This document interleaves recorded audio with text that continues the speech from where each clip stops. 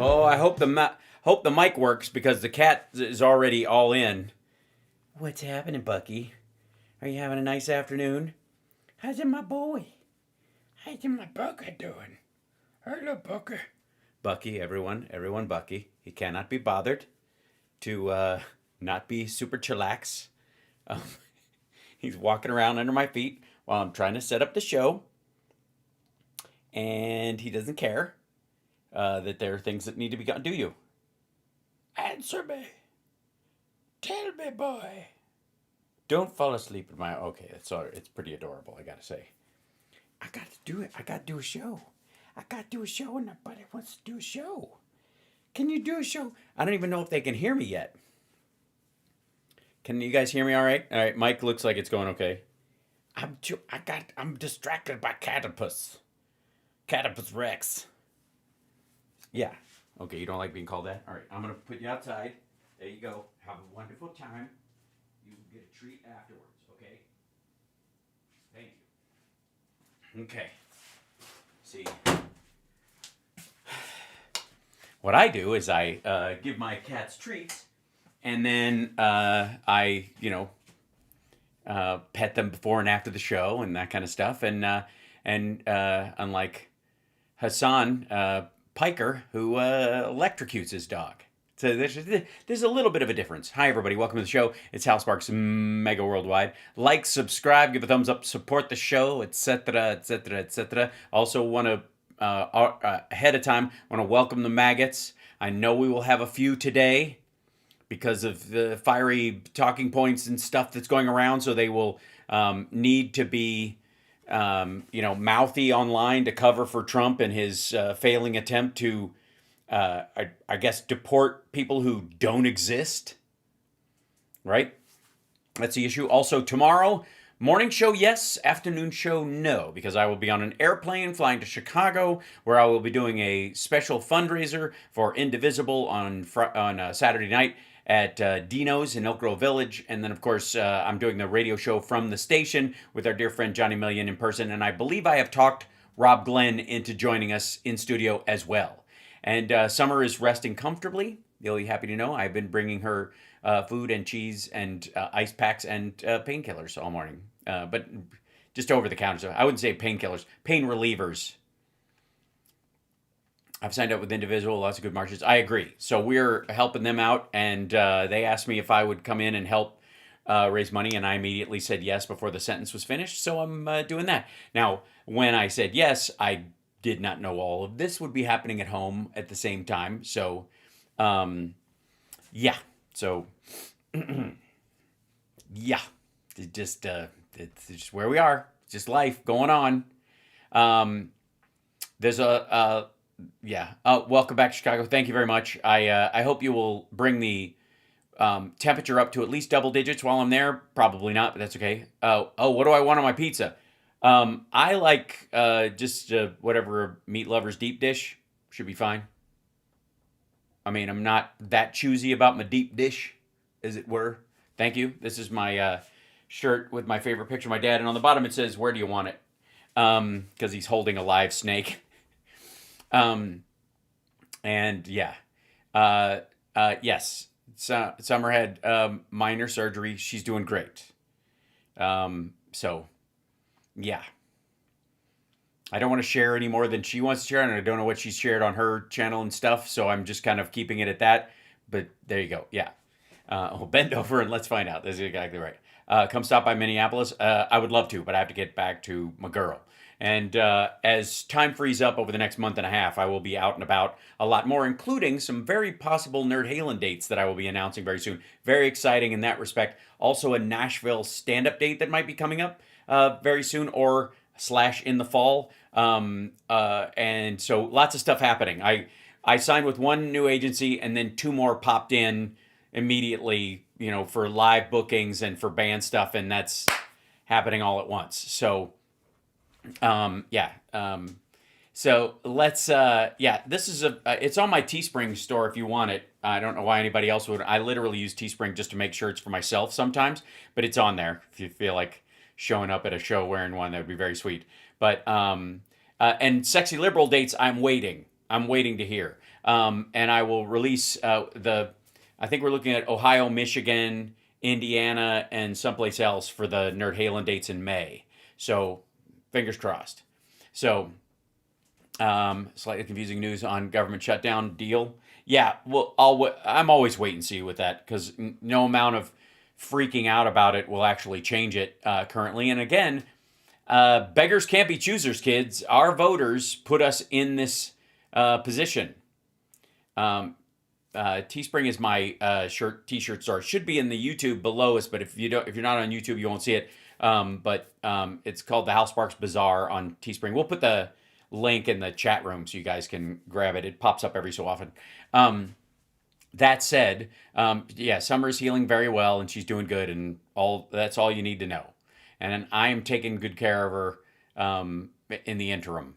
I'm a great wet nurse. Sure. Thank you, Andrea. Yeah, she just put that in there. And yeah, the spring.com, is that what that is? Okay, that's the right one. There you go. And then I don't know if it's on the Twitch store yet. I have to put it over there, but I've been doing a lot of stuff. I'm building a whole new website, so I've been gathering images and all kinds of stuff to make that happen. And so forgive me if I'm a little bit scattered until it all focuses, because I'm having to do the same stuff. So there you go. And also Epstein Files. Now we're going to jump straight in on something. I want to share one thing first. Let me bring this up. Trump apparently was a bit miffed, as you do, that people pointed out the fact that he was sleeping in meetings, and therefore he decided, I guess, to push back on this, and this is him telling why he dozed off, and then he didn't doze off at all. Also, look out for old man getting really kind of short with people around him and criticizing them and not having a filter anymore. Pay attention for that as well. We are going to ask a couple of people to say a few words, and we're not going to go through the whole table, because the last time we had a press conference, it lasted for 3 hours, and some people said he closed his eyes. Look, it got pretty boring. In all fairness, I love the... Look, by the way, they're laughing like this is a joke. He means it. They're laughing it off like a joke, but this is an old man saying that everybody going around kissing his ass got boring after a while. I love these people, but there's a lot of people. Look at him. He's not kidding. He's not going, I don't know, I got bored. Like, he's literally, that's what happened. He fell asleep because he couldn't be bothered. It was a little bit on the boring side, but I didn't sleep. I just closed them because I wanted to get the hell out of here. Some of them, I didn't sleep, by the way. I don't sleep much, let me tell you. By the way, that's not a good thing. I would rather the person who's making kind of crucial decisions for the world and especially our country get plenty of fucking sleep, because it's not healthy if you don't. You will not make the best decisions. But it's funny, some of them got me in a blink. No, you just admitted to shutting your eyes. You didn't blink. They didn't catch a blink. You had your eyes closed for a long while. They literally caught the tail end of some of them, because they're like, this motherfucker, he's asleep. Oh shit, click. You go like, and they took me as at the closed segment of my cycle. So you're cycling through blinks. And they said he's sleeping. And besides that, Marco, between these two guys, if I was sleeping, they'd be waking me up very fast. They tried by passing you notes. They'd be knocking me, come on, you got to wake up, boss. But no, we have... Sorry, because they have experience doing that in other areas where there aren't cameras rolling? We've had great meetings. Look, we're the most transparent presidency by far, and I love... Yes, we get to see all the ass kissing. I'm going around the room, but we're going to pick a few people. Yeah, boring. All right. Anyway, so I mean, he is right. It is dull, as a cylindrical butter knife, but that's the least of his worries at this point. Obviously, when your entire cabinet laughs because you complain at one of your complaints because they think it's a joke, is because the kind of jokes that people laugh at that are based on complaints are kind of in a stand-up arena or where it's obvious that someone's joking or being sarcastic. And so the expectation is no one would say that out loud, so they must be joking. He's not joking at all. He's fucking fried. His brain is cooked. Okay, so there's this full interview with Will Cain of Trump from Will Cain Criticism. And it was, I guess, streamed live on the show. Not really getting big numbers on, at least on his channel, 6,519 views. Considering what like Trump's followers are supposed to be like, this is starting to make it look like MAGA might be a situation where bots and bought views and applause might actually be the driving force behind this, and there aren't as many maggots as, especially anymore, that Trump would like to think there are.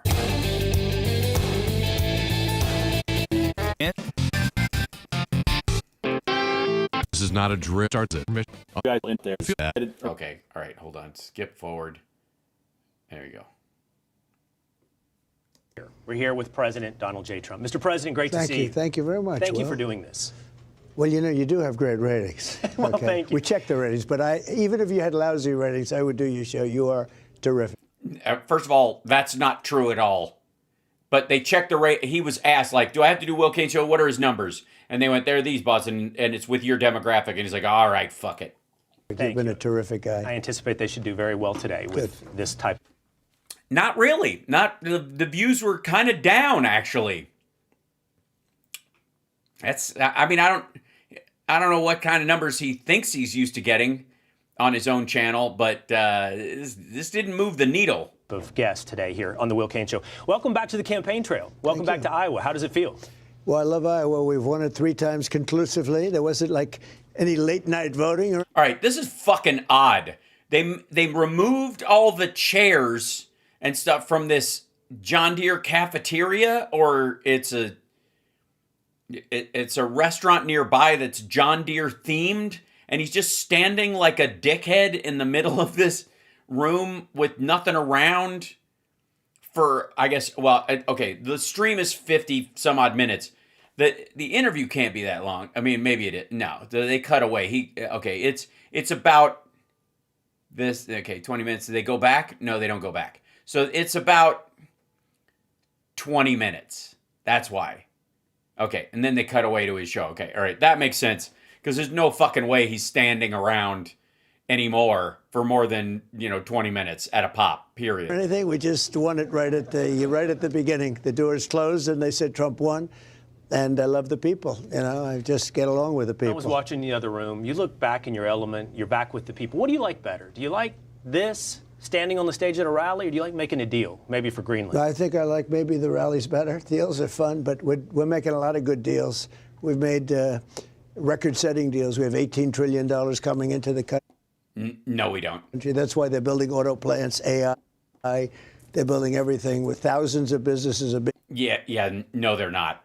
You have 2 plants that are expanding, others that are closing, stuff that was already charted from bills like 2 years ago that got funding or loan guarantees to start building some stuff. That starts kicking in now under Biden. And so Trump's taking, I guess, credit for a couple of those. But the manufacturing jobs have gone down by about 80,000 in the last year. So no, they're not building plants all over the place. Being built all over the country. And you're going to have a beautiful, very positive explosion sometime during the year when these things start opening up. But there's never been no country has done what we've done.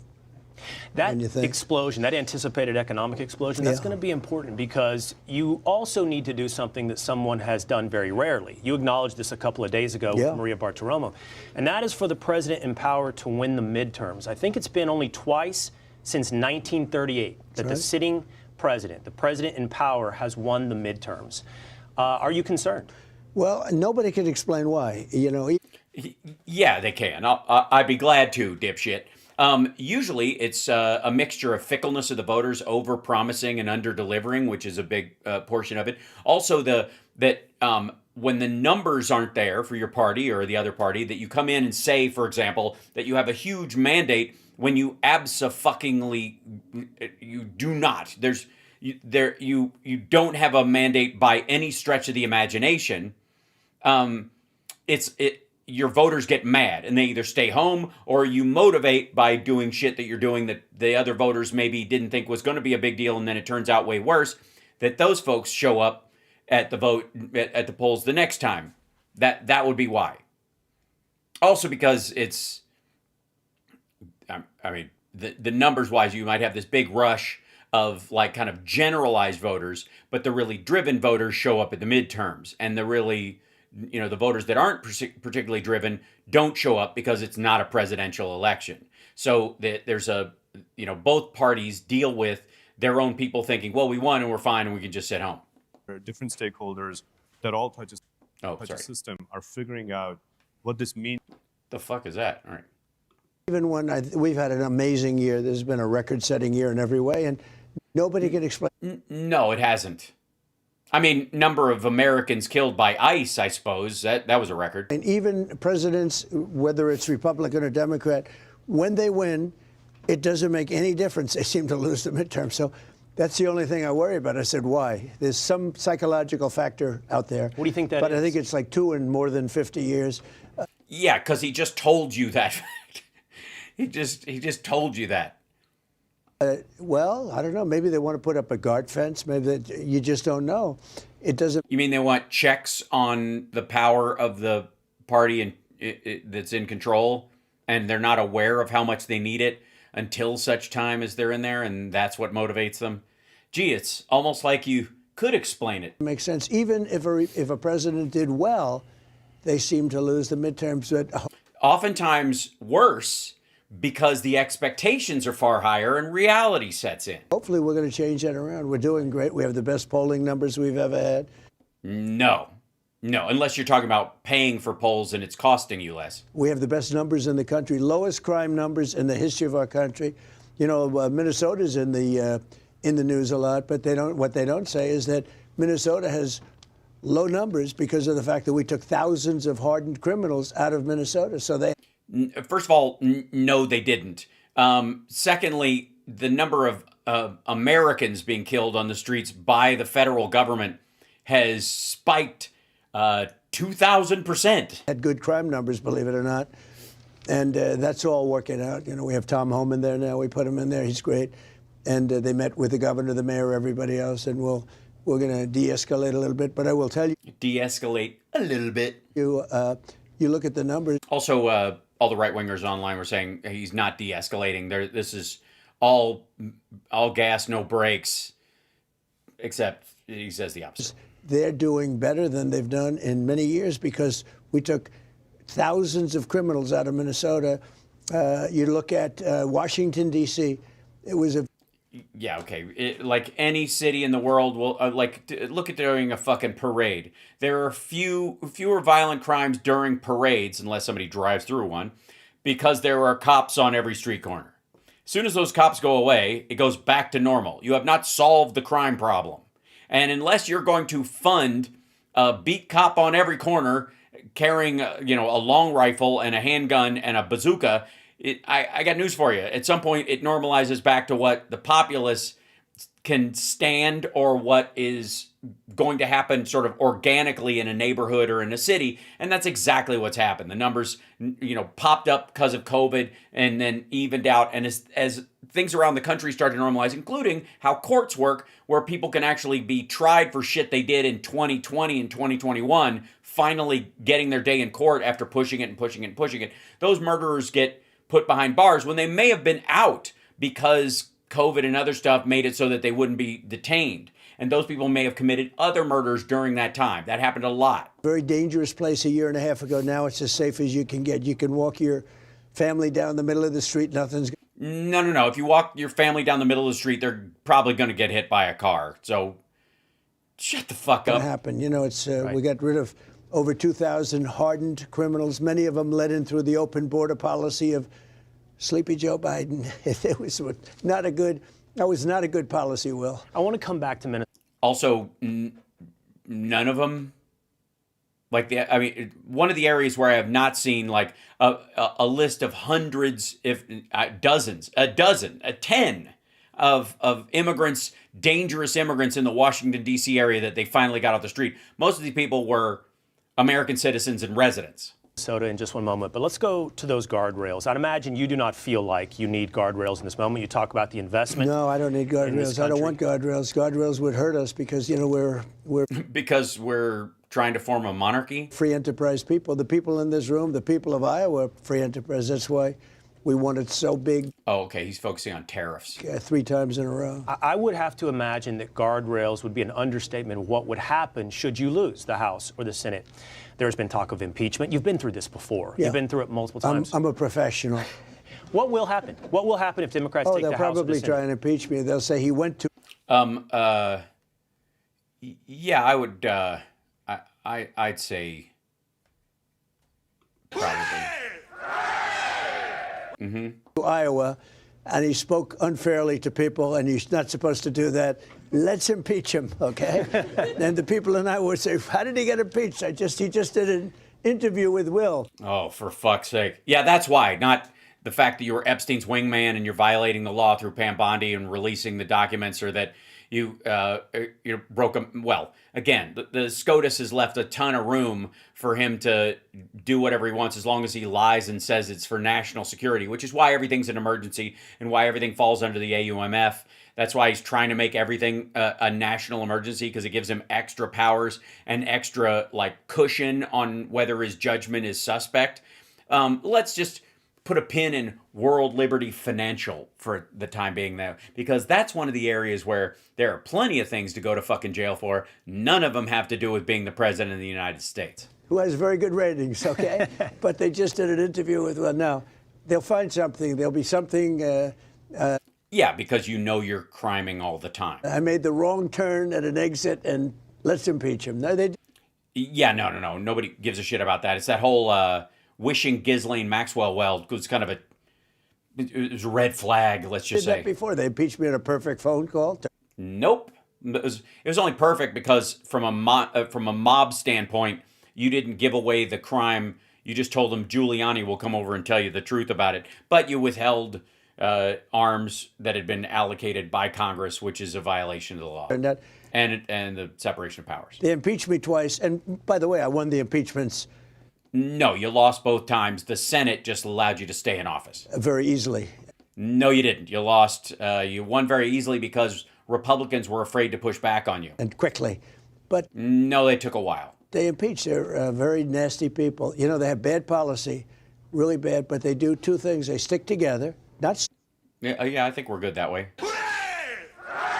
stupid. Some are, because, you know, that's true with everything, right? But they stick together, but they have really bad policy. Men and women's sports, transgender for everybody. Which nobody has explained, except better than me, which is, of course, he thinks transhumanism is transgender for everybody. And when it comes to Peter Thiel and J.D. Vance, maybe that's what they mean. The rest of the world just thinks this is batshit. Yeah, so many things are so bad. I mean, they're horrible to the farmers. And by the way, I just gave the farmers $12 billion because they were treated unfairly. We're taking in a fortune with tariffs. And I wrote them a little check about 2 weeks ago for $12 billion. Anybody? You mean buying them off? In this room get any of it yet? Yes, yeah. A lot of people. No. Those are people from the White House staff forcing clapping. But most of the people went, I don't know what the fuck are you talking about? A lot of money. And you know what? You deserved it. But we're taking in so much. No, they would deserve to be able to, I guess, they would deserve whatever price they can get for their goods. Money from the tariffs that we can do that. I want to talk about the point of view from... So, by the way, what he means is people in totally different industries paying the farmers because he fucked up their trade arrangement with other countries to sell their goods. So, just for the record, socialism for farmers from the Republicans is completely natural. Some of these farmers... It's sort of, think of it as a national form of socialism, if you would. Some of these people in this room a little bit later, but now I want to take you up on your invitation to talk about Minnesota. Listen, the entire country is talking about what happened this past weekend in Minnesota. You've already spoken about it. Everyone watching has seen the video. Everyone has an opinion. I'm curious what you thought when you first saw that video. Well, I think the whole thing is terrible. I don't like the fact that he was carrying a gun. Oh, no? Well, there's that whole Second Amendment thing. We'll get to that in a moment. That was fully loaded, and he had 2 magazines with him, and it's pretty unusual. No, it isn't. Ask Dana Loesch. But nobody knows when they saw the gun, how they saw the gun, everything. Yeah, they do. You can see the video of it actually being removed from his person moments before he was killed, where it is no longer near him. Anything else? And he wasn't going to, nobody yelled, magazine, magazine, like he was going to throw bullets at anybody. Bottom line, it was terrible. Both of them were terrible. The other was terrible, too. The other. And I'm not sure about his parents, but I know her parents were big Trump fans. Makes me feel bad anyway. But, I mean, I guess you could say even worse. They were tremendous Trump people. Trump fans, and, you know. Well, I guess some people have to learn lessons the hard way. Is that what you're saying? The daughter was, she was, I don't know if you could say radicalized, maybe not. I don't know. But I hate to see it. I hate to see that. You bring up the term radicalized. What do you think is happening? You see these people in these videos, they feel very emboldened to step in and interfere with law enforcement. Yeah. I'm not talking about protest, holding signs. I'm talking about people physically interfering with immigration enforcement. Why? Why do they feel so emboldened? You know, you have to go throughout the whole country. You know, we have done so much work throughout the whole country. Sorry, yeah. Don't pay attention to the places where we've gone in and fucked shit up. Just let's, hang out. You know the places we haven't gone in, where we pretended to go in, like Los Angeles and Detroit and other places, where we didn't actually go in, or Chicago, where we just hung out in a small area and acted like we did this giant push and we were walking down the streets in lockstep and all that, but it never actually happened. You notice there was never any awful like this there. We don't have any problem. The only one we have is Minnesota. We're in a lot of Portland, downtown Los Angeles, New York. different places. New Orleans, where the governor of Louisiana called they have a big problem in New Orleans. And we went there. We've cut the crime by 67% in 4 weeks. It'll be down to practically nothing soon. Washington, D.C., we don't have problems. 67%. That would be all the drunk tourist crime. Problems like, because nobody wants to go. We've cut it down from a lot. It was very bad. It was terrible. People go to Washington to look at the Lincoln Monument, and they end up getting whacked or whatever, killed. Whacked or killed. They could get whacked and then killed, in that order. In some cases, numerous killings. That's a beautiful, safe place now. Memphis, Tennessee, one of the worst in the whole country, and now it's got very little crime. But it's gone. Also, it's got way fewer people. Also, you sent people into Memphis, and they were all bored and wanted to go home. And a big part of that was because Elon asked you to go there and basically add on to the police force while he built out his Colossus monstrosity. Very differently in Minneapolis. Well, it has. It's the only place. And now the message is out that Tom... Gee, any reason why... did anything happen in Minneapolis the last time you were president that might put people on edge and make them distrusting towards your administration? Woman is in. Yeah. Commander Bovino is supposedly leaving Minneapolis along with some CBP agents. Is this a pullback? I don't think it's a pullback. It's a little bit of a change. Everybody in this room that has a business... is that change to move forward, stay the same, or to, what's the word? You make little changes. You make little changes, like pulling back, for example. Bovino's very good, but he's a pretty out there kind of a guy, and it's... He's fucking nuts. In some cases, that's good. Maybe it wasn't good here. But you have to understand, when I watch some of the people that I've been watching over the last few weeks, these are paid insurrectionists. These are paid agitators. These people aren't normal, like, that, they're incensed about anything. How do you get incensed when you go into a state and you're taking criminals out? Well, it might be how you do it, for one. At a certain point, why don't we just have lynch mobs again? Who can argue with a lynch mob? In theory, they're going after a bad guy. Monsters out, murderers. We had 11,888 murderers let into our country.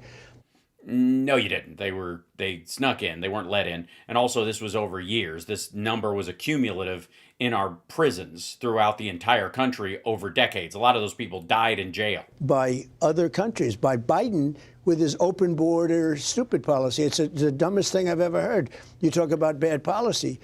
Open borders where people were coming, so the whole world, the Congo, Venezuela. A lot of black people.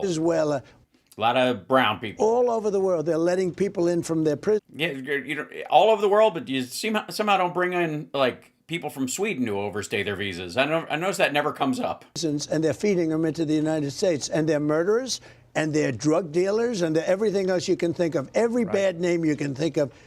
And they let them in by the million. Trump administration officials?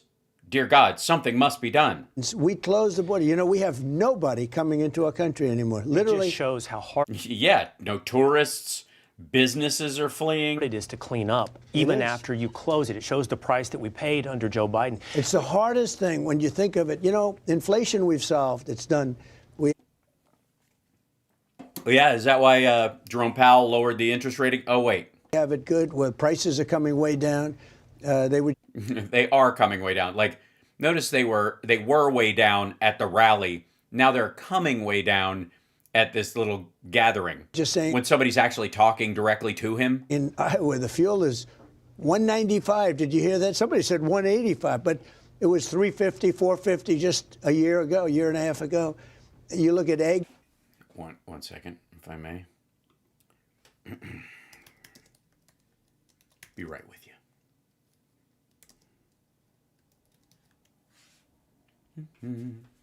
Yeah,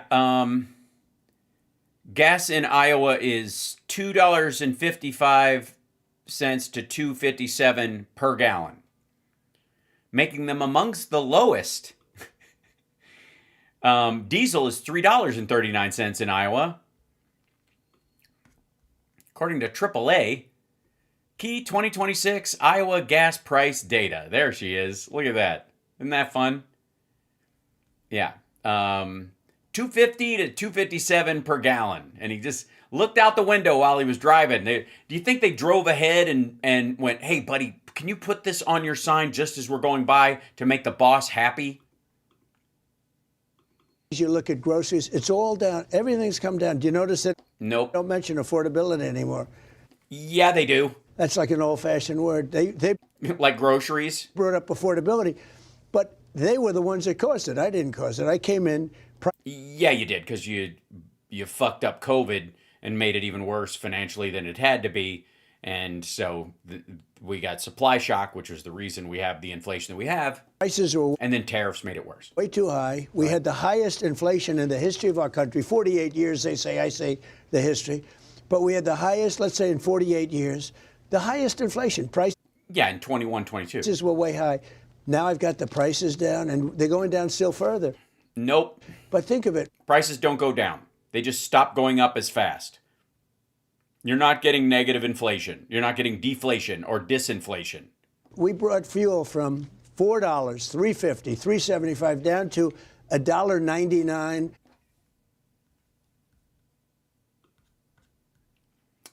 $2.55 to $2.57 per gallon. Regional context. Midwest gas prices have risen recently, but remain lower than a year ago.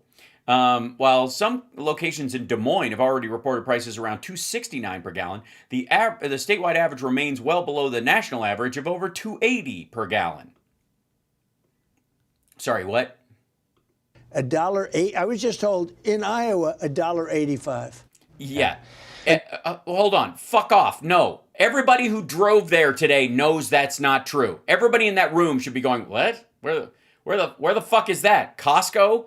No doubt. No doubt. But that leaves that problem, like you said, the hardest one to solve. Will Kane just said no doubt. Excuse me. Point of order, Mr. Chairman. Much doubt. Lots of doubt. People say they want our immigration laws enforced. The hardest one to solve is. Do you know, I remember a conversation that you and I had a year and a half ago with your Secretary of War, our friend Rachel Campos Duffy, and you said to me, you looked at me and said, it's going to be difficult when the New York Times... Oh, that's the same interview where he said he was going to release the Epstein files, or maybe not. I mean, that's very different. You know, like, maybe not with that stuff. The JFK and the MLK stuff, sure, but, you know, not so much the Epstein files, because you got to watch out. There's a lot of phony stuff in there. Times runs a picture of a little kid being taken away from their mother. It's going to be difficult. And by the way, that basically happened to you a week ago. It was propaganda, and it was true. Hold on one second. I have to check in on this. Is this not? Oh, sorry. Now we're live on Instagram. Sorry about that. It was hanging out there for some reason. There we go. Back to it. Welcome. Hi, Instagram. Hello. Welcome. False about a 5-year-old. By the way, it was a totally false story totally about the fake 5-year-old. story. Yeah, But you're now dealing with the difficulty of the propaganda in the face of enforcing and I knew illegal that, Will. immigration. I mean, you did know. It's always tough. Are you still So we committed? take out 25 murderers. Yeah, when you said there were 35 million in the country? We take out drug dealers. We take out a whole group of people. Yeah, just like Biden did, just like Obama did, but without these fucking North Korean military parades going through every neighborhood. By the thousands. And if we get No, not even by the dozens. one person a little bit wrong, headline. No, that's not a little bit wrong. You have American citizens that have been put in these detentions. But they don't talk about all the tremendous, It's funny. It's almost like they're treating it the same way that they treated Biden and Obama. They didn't cover that a lot either. It was just understood. It's your fucking job. Your job is to be able to do that stuff without fucking up our streets. The reason that we have Minnesota crime down, I talk about that because it's only down for one reason. We took out so many criminals. But other states are. No, it's down like everything else is down because COVID was a spike and it was starting to normalize, and it's continued to go down since the early 2000s. Way down. So the report came out, think of it. In the history of this country, we have the lowest number of murders. We have the lowest crime, the best crime numbers. That's despite the fact that millions, I say 25 million people. Yeah, which is insane. Millions of people were let in through the border by Biden. All of them criminals, and yet they're laying low for the time being. And many of those people were not people you want to have in the country. So what's going to change? Wait, you don't want any of them in. So how many? 8? Put in Tom Homan. Have you spoken today to Tom Homan? Well, yeah, I have. Tom is fantastic. No, he hasn't. Tom is a tough guy, but I've watched over the years, and he's gotten along with governors, and he gets along with mayors. Some people don't. Some people just want to do their job and leave me alone. And that's sort of okay, too. That's generally been okay. Most of them are happy. Memphis, Tennessee, very tough, very straightforward. We're taking the criminal out. We're getting them out, either putting them in jail, because some are so bad that you don't want to send them to where they came from because you're afraid they're going to come back. They're murderers. So some are. Right, because we have laws in this country. Are very down and straight, and others. Tom, I've noticed, as tough as he is, he gets along very good with governors and mayors. Now, I spoke to the mayor. With governors and mayors. There are a certain strata of people, governors and mayors, they're different than presidents and presidential ass lickers. And to the governor yesterday. And they want to see it cleared up. I'm so fascinated by your. Yeah, they want it cleared up, mainly cleared of ICE and like Customs and Border Patrol, who, what the fuck are they doing there unless there's an invasion of Canadians, which wouldn't be half bad, I'm just saying. Conversation with Governor Tim Walz. This man has suggested that this is a modern-day Gettysburg. He has likened his situation to Anne Frank in the Holocaust. He has said that Yeah, no, he has not likened his situation. He's not Anne Frank in this scenario. ICE is your Gestapo army. And then you guys speak on the phone. I'm fascinated by that conversation. It couldn't have been excuse me. He considers Putin and Xi Jinping and Kim Jong-un and MBS his fucking friends. Nicer conversation. And in fact, I said to my people, I said, it's hard to believe that's the same guy I watch on television, or I watch in a debate not doing so well, or because we had a very reasonable conversation, very good conversation. If you believe the conversation, he'd like to get this thing over with. Yeah, get your fucking people out of here. And he said it in very Minnesota terms. But think of it, in the whole country, we've done this so much. We have the crime down to a level that nobody ever, I campaigned a little bit on crime, a lot on the border. The problem is I gave you the best border in the history of our country. Nobody wants to talk about it anymore. This was his bitch about the first term, too. I did it a long time ago. I was able to do it within 3 months of taking office. I had that border locked. Yeah, it's almost as if Russia and China were paying people to make the trek, and right-wing organizations were, during the last years of Obama and certainly during Biden, were running ads in newspapers in South America telling people that the Democrats have an open border policy, and every Republican who went on television said, the border's wide open, you could just walk right in. You never heard that from a fucking Democrat on the news, did you? But every Republican, it was like they were advertising this turnstile at the American border. Yeah, I don't know. They'll just let you right in. They don't even ask. No wonder a bunch of fucking people showed up. and closed. And, nobody even tries to come up anymore. It's almost like they were paid to initially to destabilize the country on purpose. Easy now. Nobody even tries to come up. Before they were coming up by the millions. But nobody wants to talk about that. They only want to talk about whatever the last thing is. Yeah, that's the problem. You have too many shitty emergencies and fuck-ups to, even spend much time on one. But we're taking out thousands and thousands of criminals. No. Dozens and dozens, and it's lower than Obama's numbers and lower than Biden's numbers. And the worst thing that Biden did to this country, because, again, inflation, I can solve. All the... Nope, you can't. The hardest thing to solve is when you have people brought into the country, and you have to take those people. We have a very unfriendly court system, frankly, especially at the lower levels. You mean where the people vote and pick their judges? Those people, and you have to say, I'm sorry, but you're going out. And in many cases, they're murderers. And, they shoot you. They kill you. You've seen that, where they kill. Yeah, Will's been dead for a long time. This is not your first interview with a ghost. Kill you. You're after a murderer. Sir, you're going to have to come with me, and they end up shooting you. It's a very tough job that they have. Yeah, and they managed to do it without killing American citizens in every other administration. I know you addressed this morning. You talked about the incredible success, and it is an incredible success.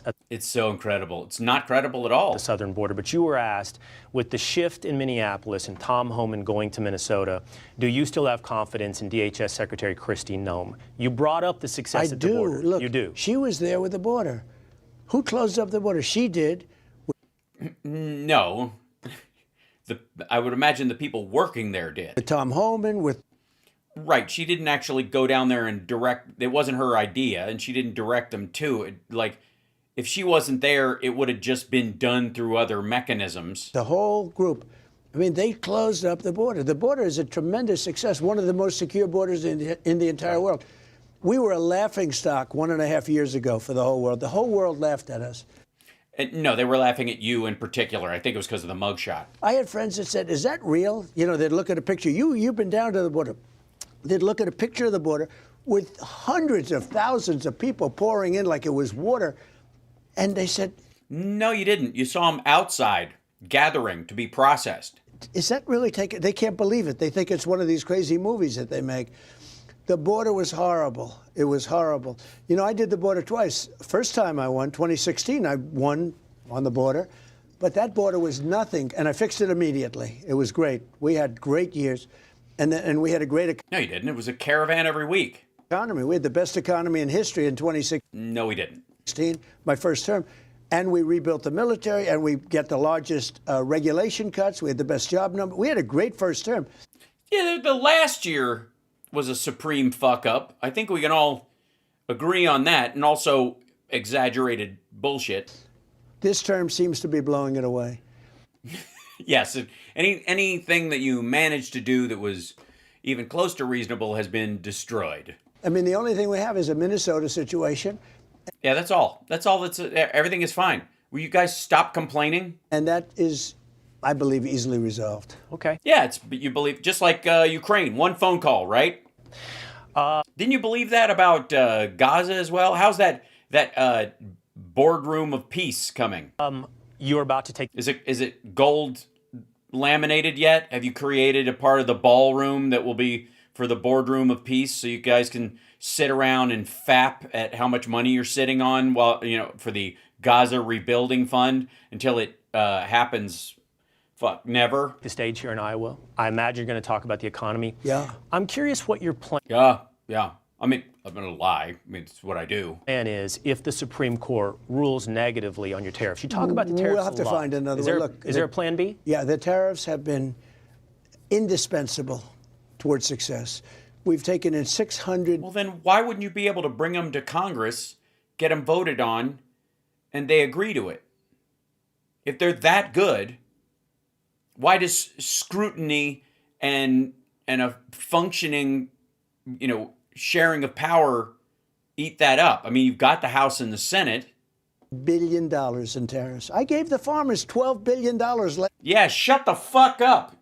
And if you see $2.69, just pretend the 2 is a 1, you assholes. Last week, I took them out of Look how he yells right at them. tariff money. It's kept the unfair competition out of our country. Now, they can build their auto plant here, but they can't build a plant in some place with, labor costs for a penny and then sell it into this country and then charge people a lot of money for a car. Mm-hmm. So the only way they can do that, they have to build the plants here. So the big auto companies from Germany, from Mexico, from... Also, by the way, the reason you would be charging people, you build it for $1 and then charging a lot of people a lot of money for a car is because of tariffs. Canada, Mexico and Canada are literally, their plants are closing down. They're moving into this country. They're literally not. So we have more activity than we've ever had. We have thousands of businesses all over the country being built. We have hundreds of big major factories between AI, autos, and many other things. What are those other things, those many other things? I know you bring up the car thing a lot, and you understand that in the AI plant idea that there's almost no one working in those places. Being built. We've never had use them as a tool for world peace. For world peace, yeah. We have to use it for world peace. But what happens if the Supreme Court strikes down the tariffs? We will find some other way of doing a similar thing. But it'll be more inconvenient. It I won't was just be as speaking easy. to some of the diners here today. Right. David Ullman, he's lived in Iowa. Yeah, don't blame me if you don't like these questions. For a long time, he's in agriculture. He does express concern about the tariffs and the effect it's had on farmers. Which guy? What's his name? Where does he live? Fuck that guy up after I leave. Farmers in Iowa. Well, it's going to be don't forget, they just kicked in. And we've taken in hundreds of... They haven't, hold on. They've just kicked in? Why'd you have to pay them $12 billion if they just kicked in? Why are these guys broke? And why are they facing bankruptcy since June? Billions of dollars. And we've kept a lot of people out that want to come in and rip off our... For years, it was in the reverse. China would charge us tariffs. Other countries would charge us... We had tariffs too. We didn't go without tariffs. This is fucking stupid. I've totally reversed it. Japan gave us $550 billion. Nope. South Korea is supposed to give us $350 billion. Are they supposed to? But what happened? For what? Just to hang out? Just a fucking bro fee? What happens is they're coming in, they're building plants, they don't have to pay tariffs. If they don't do that, so what's happening is we're getting a tremendous amount of business coming to this country, and they're coming in fast and sharp. Yeah, but real quick, farmers aren't going to feel any of that. And so you're basically going to subsidize farming in the United States with tariffs on other industries that you are seeking to eliminate. Meanwhile, the tariffs that other countries put on that are reciprocal or are pushing back in any way, those will stay. So the farmers will lose that market permanently. And then eventually the tariff money that's coming in for these other industries, the shit that will be built here, what are the farmers supposed to go work at an auto plant with the other 6 people that work in these giant fucking vending machines? I think the farmers are going to be the biggest beneficiary.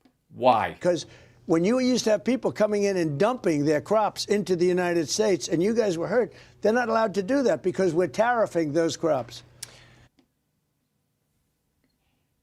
Fuck are you talking about?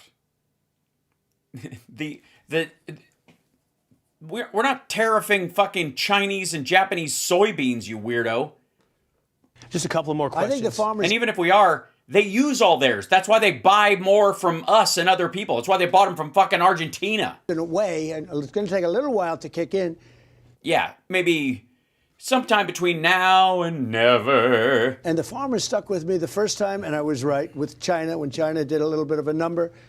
Nope. We gave you $28 billion then because it was a help because they were taken advantage of for years. We gave them 28. Now we also what do you mean they were taken advantage of?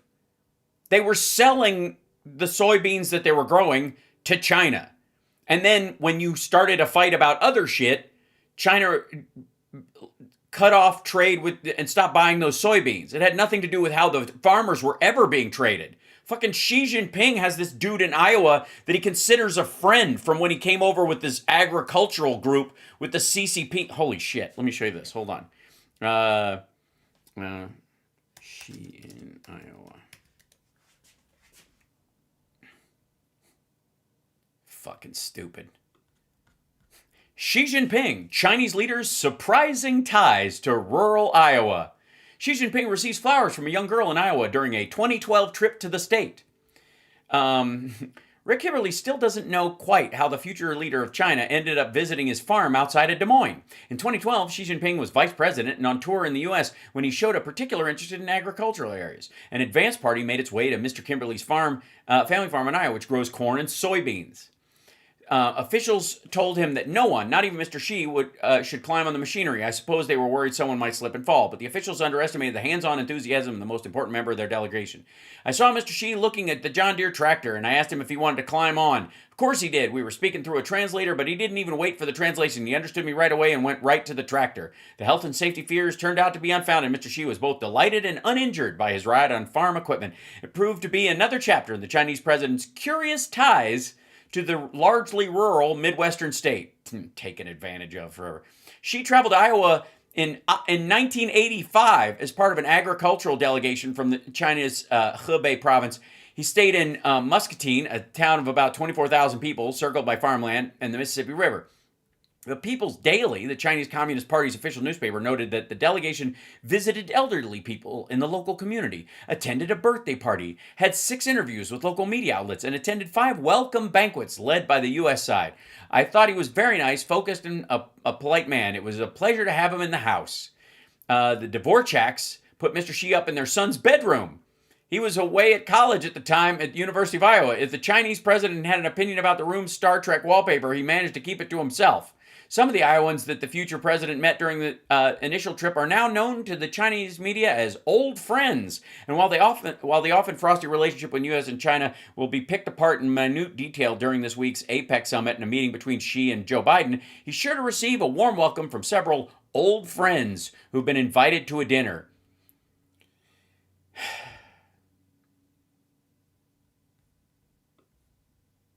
Do you think Trump knows this? Do you think he knows that Xi Jinping came to Iowa in 1985 and that the soybean industry in Iowa has almost grown entirely out of selling to the Chinese and there was no taking any advantage of bullshit in any of this?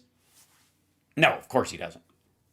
Gave him 12. You think he knows that Xi Jinping came and, during Biden and had like a meal with his friends that are Iowa farmers? Sort of a...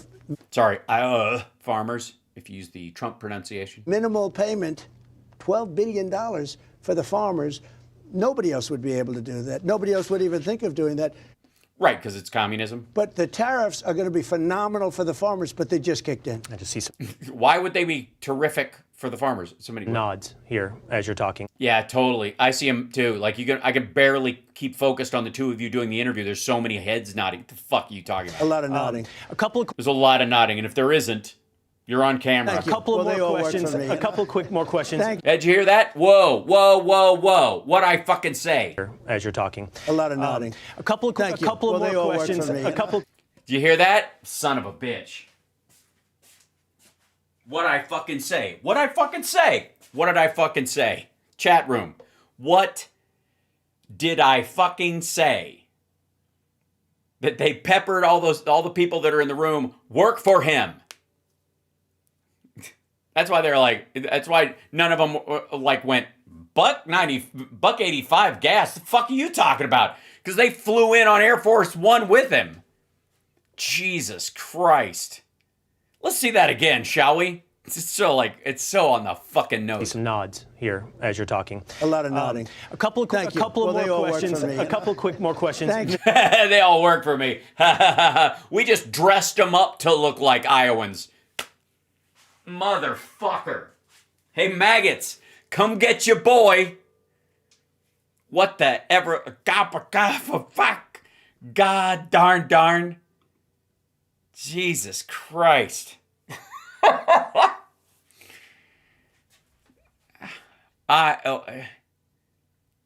Oh, man. If Democrats proposed relief for farmers, Trump and Republicans would oppose it. Of course, it'd be fucking socialism. All of it is staged. These are, I mean, it's not surprising that they would highly choreograph who's there. They're not going to get anybody who's going to ask a serious question anywhere near the fucking place. And even when Will Kane suggested somebody over here asked a question or whatever, I'm guaranteeing he's not pointing to the people who are sitting at the tables around the edges. That person is out fucking side. My fucking hell. That's just amazing. What an asshole. I mean, no surprise at all, but... Mr. President, one serious one. This whole Minnesota thing, it's... Yeah, there's like fucking J.D. Vance over there. Is that J.D. Vance's doppelganger? The rest of these people are all staff. They all work with Trump. Look, this guy's even laughing about it. We're all there. Of course we're going to nod. But you know what happens if you don't nod? Started because of a focus on fraud. It started because of illegal immigration and welfare fraud. Oh, sorry. I thought you were going to get on this whole thing about the farmers can hire a bunch of illegals if they want to, and they can operate on the honor system, unlike every other fucking business. Now, by the way, he definitely allows the hospitality industry to do that as well, including his own properties. Yeah. The question is, will there be accountability? Fucking hell. Because they all work for me. Fuck you. In Minnesota and beyond. There's got to be. Well, other states, California. Minnesota is one state. If you look at California, so in Minnesota, they think it's $19 billion. If they think it's $19 billion, triple it or quadruple it. Yeah, because no number sounds big enough for him, and he knows that we're a $27 trillion economy, so it is a drop in the bucket. And if we catch a lot of this fraud, and I felt it for a long time, but now we... Mm-hmm. Yeah, his tiny little mushroom dick is like a divining rod for fraud. If we know what's happening. And the answer is, yeah, there will be accountability. It's one of the little problems. You know, I happen to think, and I've said it from the beginning, that a lot of what's going on with respect to Minneapolis, you know, with what's happening with all the hoopla. Yeah, it's the hoopla. Yeah, we're knee-deep in the hoopla, you know, because we, you know, built the city on rock and roll. Is so people don't talk about. You think it's fraud. A distraction? I've said it from day one. It's a distraction because. Sorry. Yeah, it is. From the Epstein files. What you don't see. Sorry, the people in Minneapolis, paid agitators, flocked to Minneapolis after the killing of a woman to help Tim Walz distract from Somalian fraud at daycare centers. Yeah, that happened. Is that we have hundreds of accountants from Todd and from all of the different people. Oh yeah, Todd. Yeah, Operation Todd.org. We have hundreds of accountants going over everything that's happening, and we're finding fraud on top of fraud on top of fraud. No, you're not actually. And I think that they don't. You're finding the fraud at the same places, so.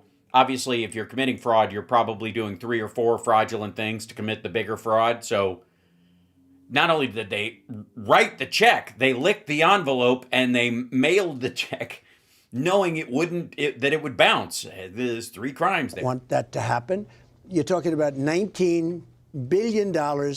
Probably that's a minimal number. Now, you take that and you go to California. You think California is better? I would say California is worse. It's totally out of control. They don't know what they're doing out there. That sounds like evidence to me. The governor is, I actually thought he was a pretty nice guy, but he has no clue what he's doing. Look at a railroad. He builds a railroad. It's like 20 times more expensive than it was supposed to be. And what they did to get down the cost, they made it shorter so it doesn't go to San Francisco. You saw what he said, right? He's claiming victory in Minnesota, by the way. He has posted that you have retreated in Minnesota, Governor Gavin Newsom, and he is encouraging. He did? I was here to talk about a tiny little train track. Encouraging people to keep the pressure up. Also, the federal funds were cut that were allocated. So that's why the train didn't go through, because every time it gets closer to happening, to punish California, Republicans cut that funding. Yeah, I haven't heard that at all, because it's just the opposite. You haven't heard that? No? You don't pay attention to where he's dunking on you online? I don't believe you. I was called by the governor yesterday. I was called by the mayor yesterday. How do we do something, please? Yeah, stop doing something. How do we do something? I think it's bad for them. I don't think it's bad for us. I think it's bad for them. Yeah, you'll have to see what... But it's not. Yes, it is bad for them that you send people there. A question of retreat. We want We want safe cities, whether it's right. And the best way to get safe cities is for him to get the fuck out. If we took a lot of the crime out of there. Yeah, it's already done anyways. I mean, I don't even know what we're still doing there. I mean, we got him. We got everybody that we're going to get. So we should just fuck off. I mean, and then we'll just take credit for the low crime rate that settles in as part of the normalness of Minneapolis, St. Paul in general. And then somebody will like flip channels and end up on the movie Fargo, and he'll think we got to go back in. We want safe cities and states. We want a safe country. And again, we just got a report done by Democrats that the country is the safest ever recorded right now. Right, along with a secure border. I'm just looking around. Who's here today? There's a lot of employees of yours. People. One guy who is not here is your Secretary of State, and I'm afraid he made a very big mistake. He gave an interview where he said that one of his tricks with you is on Air Force One. Marco Rubio goes into a room and covers himself up with blankets so that you won't see him sleeping, that you'll think it's a staffer.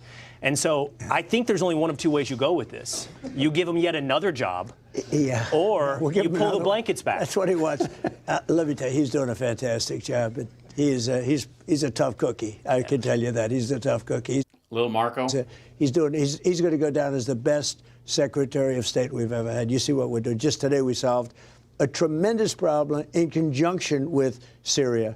Saved many lives. Right. We solved... okay, hold on.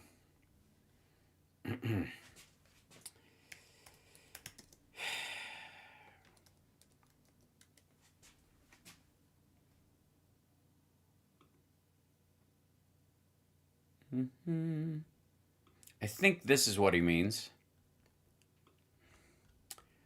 Syria's government consolidation sparks mixed feelings. Well, hey Siri, stop. Silly. Because of the country. I see. Because I said the country and that. Sorry if I triggered your... All right. Ahmad al-Sharaa is poised to dismantle Kurdish-led armed forces without objections from the Trump administration. That's causing heartburn amongst the Kurds' Washington friends who say the U.S. is abandoning a close ally in its fight against the Islamic State. Again, it's Chapter 5 in Fuck the Kurds. A ceasefire is holding after al-Sharaa's forces captured most of the territory in the country's northeast had been held by Kurdish-led Syrian Democratic Forces. Now SDF fighters are set to be integrated into Syria's armed forces. Asked about the Kurds, a senior administration official told NatSec Daily today that President Donald Trump is committed to a stable and united Syria. The official didn't mention the Kurds, but called for protecting civilians of all minority groups. Generic. U.S. Ambassador to Turkey, Tom Barak, who is a special envoy for Syria, backed the integration last weekend and bluntly stated that in the light of Sharaa's commitment to fight the Islamic State, the original purpose of the SDF and the primary anti-ISIS force on the ground is largely expired. I have mixed feelings about this, Joseph Odell told NatSec Daily. He said he worked closely with the SDF when he headed U.S. Central Command from 2016 to 2019. I don't remember who was president during that time, but somebody will remind me. And the U.S. assured the Kurds at the time that they would have a seat at the negotiating table. Influential Republican shares concerns. Lindsey Graham on Tuesday morning warned the Kurds are under threat from the new Syrian government, which is aligned with Turkey, and announced he'd introduce new sanctions, though he softened his tone after he spoke with Trump and Secretary of State Marco Rubio. Exactly why Syria's Kurds were, in vocal words, compelled to fold into Syria's government is a matter of debate. Because they will be killed if they don't.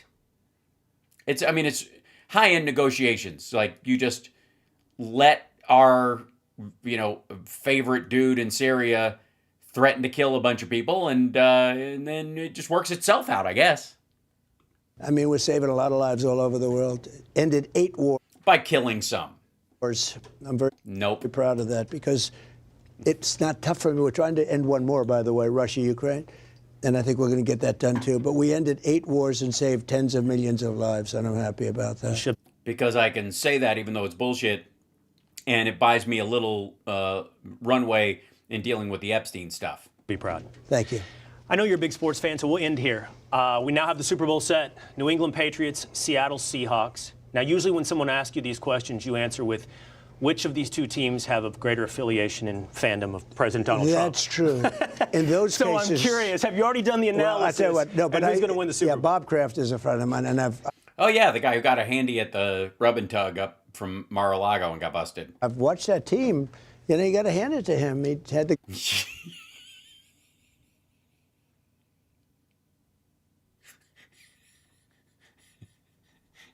Well, you don't. He'll hand it to you, I think, or somebody's going to get it handed to him. Odd choice of words. For those that you don't know, let's see. Craft massage parlor.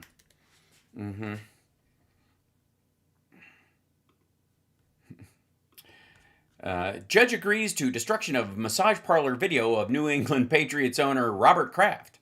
A video recording of Robert Kraft and other men allegedly engaging in massage parlor sex will be returned to prosecutors for destruction, Florida judge said, ending a 2-year saga that tarnished the reputation of one of football's most successful luminaries. Agreed the prosecutor attorneys that the recording given to him before he ruled it inadmissible at trial was not part of the permanent court file and will be returned for destruction. Prosecutors dropped misdemeanor solicitation charges last year against Kraft and almost 24 other men after a state appeals court upheld Hanser's 2019 ruling. He determined that the warrant allowing the installation of hidden cameras inside a Jupiter, Florida massage parlor didn't sufficiently protect the privacy of innocent customers who received legal massages. Prosecutors chose not to challenge the ruling with the state Supreme Court. Kraft and others had been charged in February 2019 after investigation into possible prostitution at Jupiter massage parlor. It stemmed from a wider investigation into whether Chinese women were being sex trafficked to Florida. It ended without any significant convictions. Wonder why that was. Fucking Florida. So, yeah. It's that. Kraft, Bob Kraft, you gotta hand it to him. Great team, and now he's got the great team again. He's got a real grip on what it means. They made a fantastic draft pick. The quarterback is great. But it's going to be I think it's going to be a tremendous game. I hope it's going to be a tremendous game. Yeah. Mr. President, I know you got to take the stage. I really appreciate all the time you've given us and joining us live. With your staff all posing as Iowans. Called a lot of audibles right here at the last moment. We really appreciate you joining us. Well, you've done a tremendous job, and you've really been very fair to me. I don't even say nice. I just want to be fair, and you've been fair, and you've also been nice. And which is important. And so it was an honor to do it. When I heard it was you, I said, let's do it. All right. My goal is to tell the truth, Mr. President. Thank you very much. Thank you so much. Thank you, Will. No, when you heard it was Fox News and it was going to be, prime time on the day you were in Iowa, that's why you decided. Very much. Thank you. Thank you to the President of the United States. Thank you. A lot of folks here very pleased with the President of the United States, as you can. Yes, especially all of them that work with him and their families. Here, right there. We're going to take a quick break. We'll be right back with more from the Will Cain Show live from Iowa. Well, that was pretty great there, Patrick. Yeah, it was amazing. We all learned so much, including the fact that Trump insists that they fill the audience wherever he is with sycophants and losers, and when they can't find those, they can just bring them straight in from the administration. So that's good. Now, the gun stuff. So one of the biggest problems that they're having about the latest shooting in Minneapolis is Trump's like, they have the guns, and he had 2 magazines with him. And by the way, every time he talked about it that way, like everybody in the NRA staff was like, sounds like my kind of guy. The open carry crowd is having a hard time with it, and that brings us to Lana Douche. Trump should have said nothing about this. Well, guess what, dummy? He's going to say whatever the fuck he wants, and you're going to live with the consequences because he's your dude. Why? By the way, why did I vote for Trump? He was Epstein's wingman for years. I should have known. Oh, that's not what she's going to say. By the way, hit the like, share the show. It's Hal Sparks, Megaworldwiide. Why? Why? Dear heavens, the administration needs to not say a single thing about Second Amendment stuff. Well, I guess they kind of have to, don't they? I mean,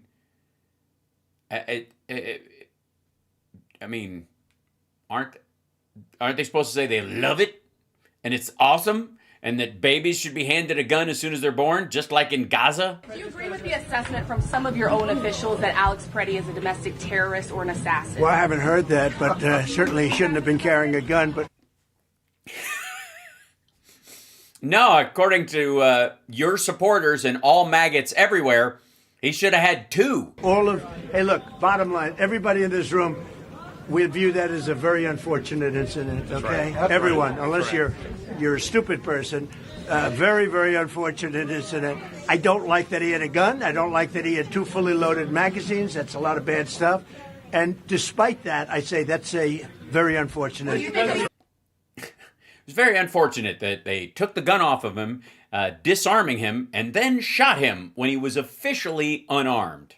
This is not the shooting. This is not police shooting an unarmed person. This is ICE, it was Customs and Border Patrol, I think, killing a disarmed person, which is even worse. Let's not. Now, I will say for the people who go, well, he's just talking. 2 words, bump stocks. Just because he allowed for the outlawing of bump stocks. They had to wait for Clarence Thomas to make those things available again, because they're not really a machine gun, even though they turn a regular gun into a machine gun, and she knows it and everybody knows it. Dogs know it, but, you know, Constitution. Of the issues, the one that... By the way, the Real Housewives of Ammosexuals is like the loneliest version of that show. It's just her sitting with a microphone. I think the administration struggles with the most is the Second Amendment, particularly messaging. Sorry. Let's see. Is that because...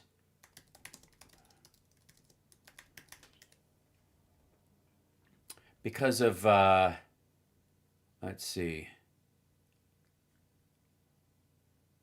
We've been rewriting it, and we are going to bring in something called the Gun Violence Restraining Order. So if someone is civilly committed, typically you can hold them for up to 72 hours, but people are getting out within 24 hours, the majority of them. So what we want to do is let law enforcement come in and take the guns. Good. They're a danger to themselves Which you can't or do others. right now. Well, because without being adjudicated. So because they're a danger to themselves. You want them to take the guns and when they are not go committed. through 6 months of legal trials and everything else, Exactly. which is- But we also have to give the mentally ill the due process in which they deserve, President. So what we're doing is they're going to be able to take the guns when they're taken into custody or into the hospital, and then when they're released within 24 hours or 72 hours later, typically it's 24 hours, but law enforcement will have 72 hours to determine whether they should give those guns back, or they can go to a judge and say, Your Honor, please keep these guns. We feel this person is still a danger to himself Look at his arms crossed. Doesn't like it at all. or others. And why doesn't he like it at all? If an individual is reported to be a potential danger Whoops. Play, stupid. for others, allow due process so that no one's rights are trampled, but the ability Literally rolls his eyes at due process. to go to court, obtain an order, and then collect not only the firearms, but any weapons in the possession Or of that might individual. take the firearms first and then go to court, because that's another system, because a lot of times by the time you go to court, it takes so long to go to court to get the due process procedures. I like taking the guns early. And sorry, so what you're saying about the being issues with this. hold on, with the administration and the Second Amendment? The issues. The one that I think the administration struggles with the most is the Second Amendment, particularly messaging on this. Because Trump doesn't believe in it, because eventually he would like to rule like a dictator, and he recognizes that as an issue. The issue, and that was POTUS just yesterday. He was asked twice about this, and he said the same thing twice. This is what he said. Yeah, because he's stupid, and also he's a liar, so he pretends to care about the shit you care about, Lana Douche. He does not actually care about them. This might be a shock to you, but only because you're stupid. Earlier, both of these sound bites were from yesterday. This is what he said earlier. Kind of the same thing. He was asked 2 different times. This is cut 1. Sir, was Mr. Petty acting as an assassin? Do you think he was acting as an assassin Also, really stupid fucking question, by the way. in Minneapolis? Who is that? Mr. Petty, your deputy chief of staff said that. You don't think so?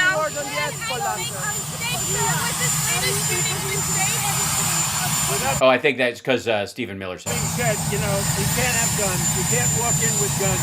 What about the Second Amendment?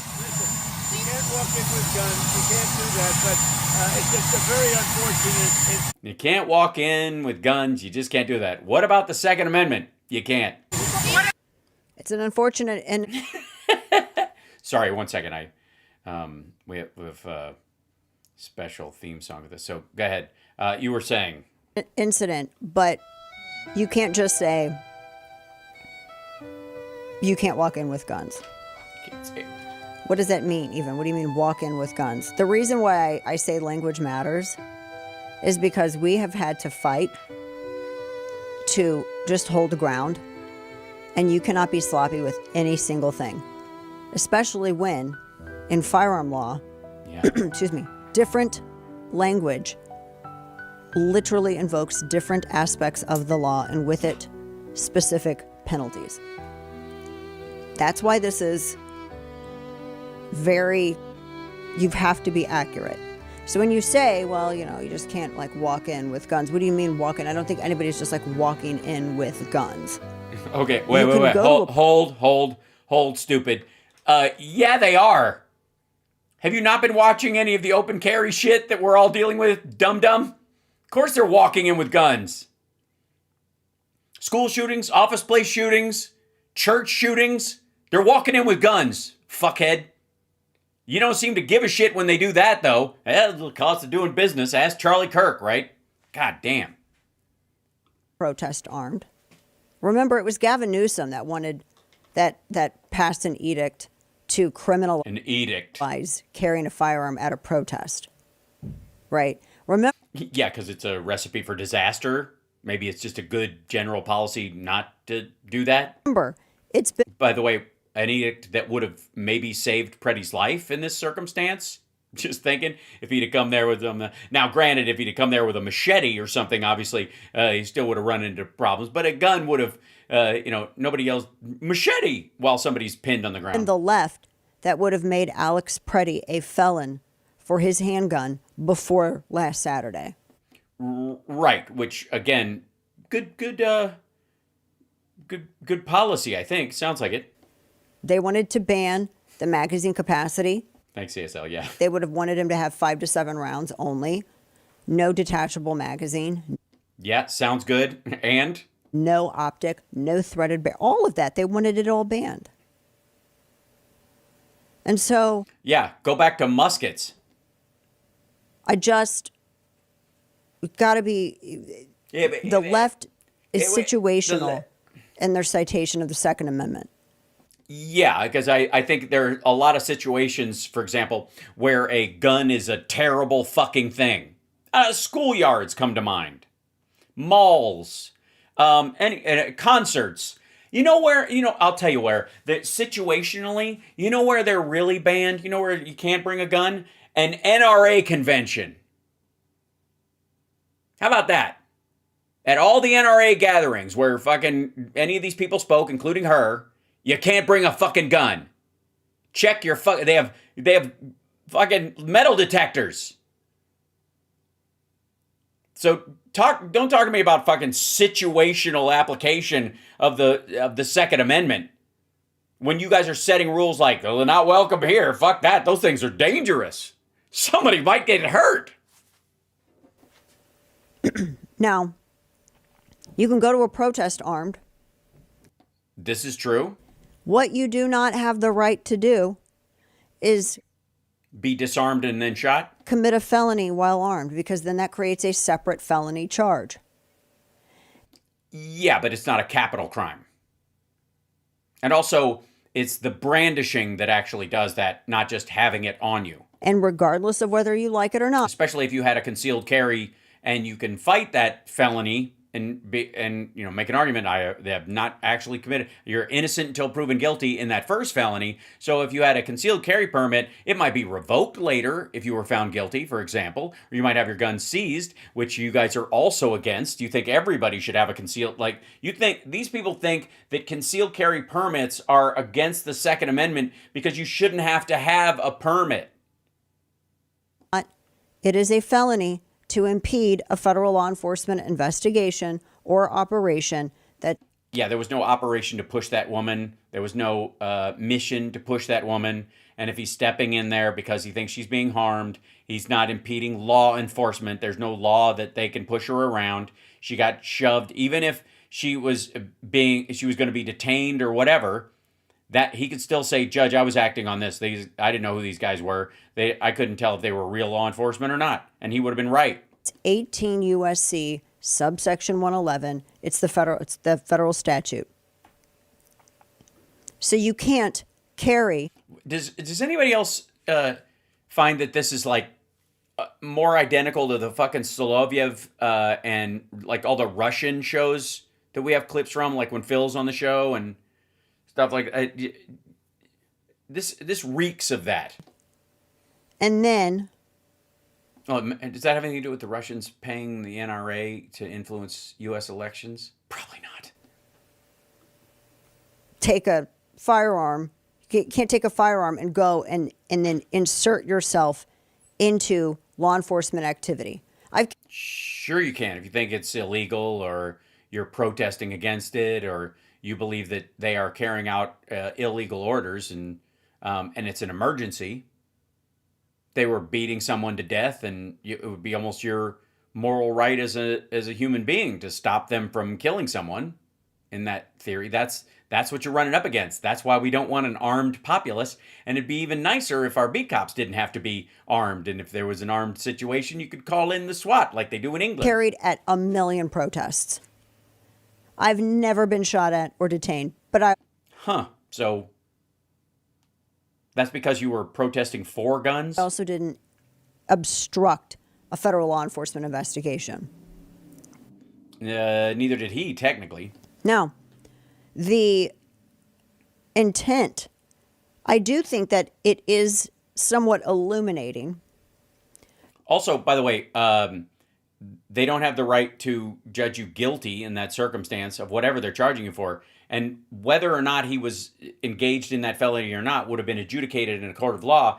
And that judgment in the moment when they had removed the gun from his body and then shot him had nothing to do with that moment. To note, as they were unrelated. And reported yesterday that Preddy had a history of these impediments, so to speak. He has gotten involved in numerous operations and then he should have gone to jail for those, but you don't get to kill him for it. What the fuck is your point? They're still not capital crimes, any of them. Week prior, he kicked the back of a car and spit at a cop, or spit at one of them when they were leaving. Didn't actually touch the officer itself. Kicked the taillight. We saw the video. Still not a capital crime. I would argue that had he gone to jail for that, he'd still be alive. Had gotten into a violent altercation with Border Patrol and had a broken rib. Now, some people out there who want to claim, now remember, these are the same people who support telling local law enforcement to not arrest or maintain the peace and to stand down for everything. These same people, as they support that position. Dude, just fucking get it out. They also say that, well, he wasn't arrested for it, so I guess it means it didn't happen. That's not what anybody says. He wasn't arrested for it because local law enforcement aren't there. Border Patrol is not arresting anybody except the people they have detainers on, the violent, illegal, criminal aliens. Yeah, they are. Yes, they are. And they can detain and pass somebody off if that person engages in any violent behavior anyways. They don't have to, like, if they drive by a fucking rape happening in an alley, they don't go, not my job. Local law enforcement is supposed to be keeping the peace and arresting people that are breaking the law right there in Minneapolis. And they're refusing to do that. So why would you... Also, like, I don't know that you can see from that there were, like, cops nearby that didn't grab him or some shit. Question, well, what... Let's look. Shall we? I think there's another version of this. Let's see. Yeah, this is Megyn Kelly going into this, and I think she plays the video, the chat thing that he's in. Did she play it here? I don't know. There's a person, blah, blah, blah. Nope. Okay. One of these folks had Good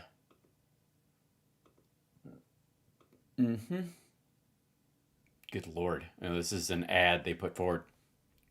let me, I think, hold on. I'll find it in here. Hold on. Pretty kicking taillight. So this is, I'll show you what they're referring to. So he, it's from the BBC posted this. This is Alex Preddy as the car is leaving, by the way, spitting at the officers. Hold on, pausing here. I'll turn on the audio. And you guys can see, this is Alex Preddy the week before. You don't see what the lead up is, what they had just done right before, which I think is crucial and very telling. In Minneapolis, showing a man who appears to be Alex Preddy interacting with federal he calls him fucking trash. Immigration agents 11 days before Border Patrol shot and killed him. Also an unmarked non-government vehicle. Our footage was analyzed by the BBC, whose facial recognition technology confirmed his identity to a 97% degree of accuracy. On the morning of January 13th, our team received a tip that federal agents were blocking a street at the corner of East 36 and Park Avenue in Minneapolis. We arrived around 10:15 a.m. We saw observers shouting at the agents as they walked back to their vehicles. When they started driving away, the man kicked their taillight. An agent then got out of the vehicle, grabbed him, and pushed him to the ground.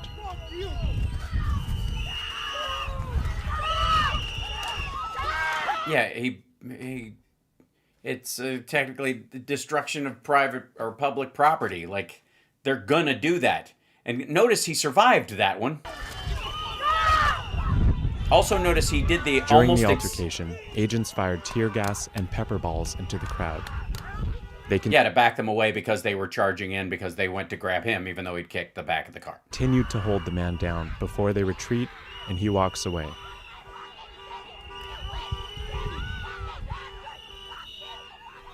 The man in our footage is wearing a similar outfit to what Preddy was wearing on the day he was killed. What appears to be a gun is also visible above his waist. Yep, he managed to have a gun in that situation, and it didn't get removed, and he didn't get shot. Weird. So he was armed at that one as well, and he didn't pull it.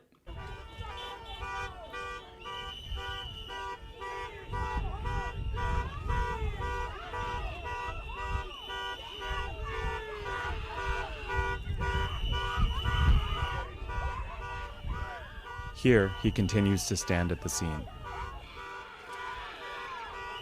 And he's got a gun right there.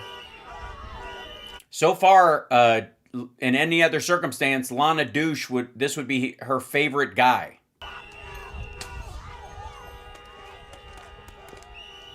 On the day he was killed, the Department of Homeland Security claims Preddy, a 37-year-old ICU nurse, approached officers holding a handgun.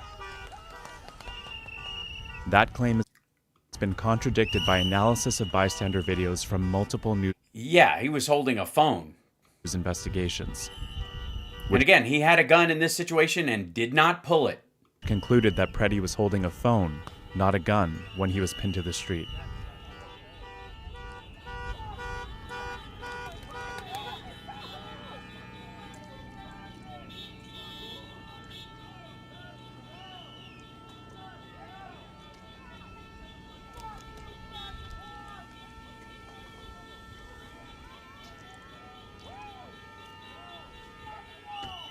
Shortly after the altercation we filmed here on January 13th, federal agents drove away.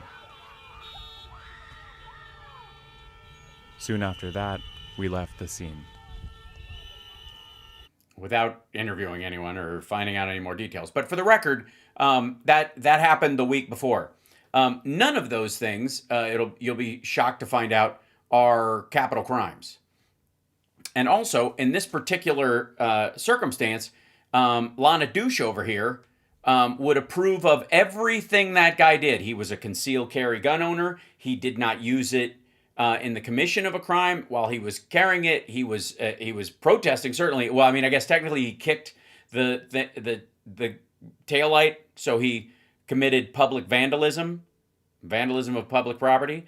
And that in and of itself probably would have gotten him a fine. Again, not a capital crime, but that entire time he had a gun in the back of his pants and he did not pull it. He probably had those same magazines. And in the same situation he was in a week later, he did not pull that gun. He did not chamber it, fire it, point it at anyone. He also had those magazines on him, but he never went for them. Now, if these people are going to run on the idea, especially Lana Douche over here, that somehow he had it coming because he was on the wrong side of this, then I would love to hear that shit from them. Why wasn't he arrested when they're not making those arrests? They just have to take it.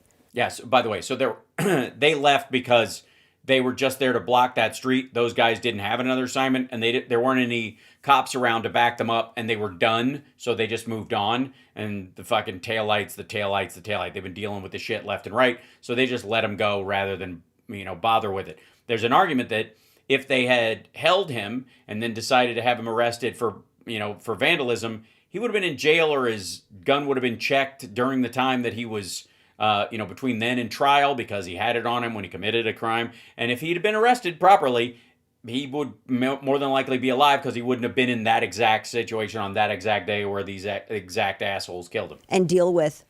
This is not making him wrong in any way. I'm just saying that the threads of life would not have hit that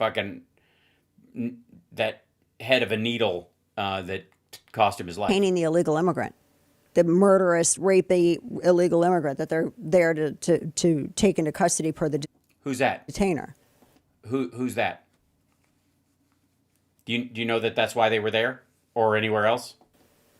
So it's like it's a self-fulfilling prophecy. The left creates a situation so that they can control the outcome. And then they can try to say, well, we gave the stand-on order to local police, but if those same local police weren't there to arrest him, did the crime take place? Yeah, that's exactly how everybody reads it. I mean, I've heard of straw men, but not an armed straw man before. It's very clever, but not clever by the way, your cough button doesn't work. It just it just softens it a little. So he had already been involved. And remember, his family said that he needed to not be involved. Go there to protest, but don't. You're not a legal observer if you're agitating and you're actively involved.